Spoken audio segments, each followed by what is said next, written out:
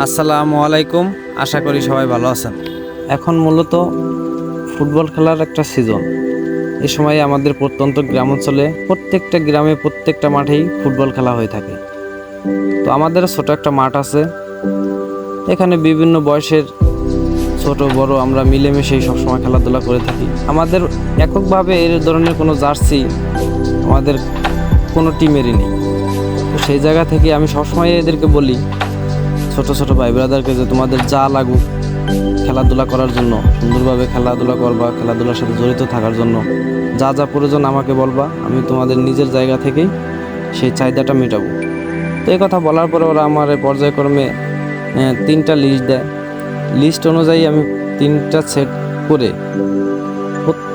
প্রত্যেকের নাম এবং নাম্বার সহকারে জার্সি দেই এবং জার্সি দিয়ে বলি যে তোমরা খেলাধুলার সাথে জড়িত থাকো, খেলাধুলা চালিয়ে যাও এবং খেলাধুলার সাথে জড়িত থাকার কথা বলার একমাত্র কারণ হচ্ছে বর্তমানে একটা সমস্যা, আমাদের দেশের ম্যাক্সিমাম ছেলেরাই অধিকাংশ সময় পার করে মোবাইলের মাধ্যমে, যার কারণে আমাদের ছেলেমেয়েরা খেলাধুলা থেকেও দূরে চলে যেতেছে এবং অতিরিক্ত সময় নষ্ট করার কারণে তাদের যে শারীরিক চর্চা তাও হইতেছে না এবং বিভিন্ন সমস্যা, বিভিন্ন কাজগুলো আমাদের প্রয়োজন না সেই সমস্ত কাজের সাথে তারা জড়িত হয়ে যেতেছে। যার কারণে আমি আমার জায়গা থেকে সবসময় ভাবি যে হয়তো আমাদের একটা সময় আমরা খেলাধুলা করছি, এই ধরনের সাপোর্ট আমরা পাইনি।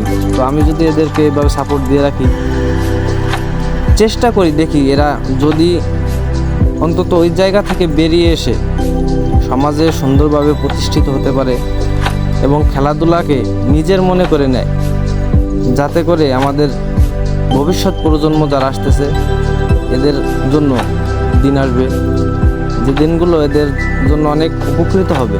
যার কারণেই এইদেরকে আমি অনেক সময় অনেক উদ্বুদ্ধ করি। খুদা হাফেজ।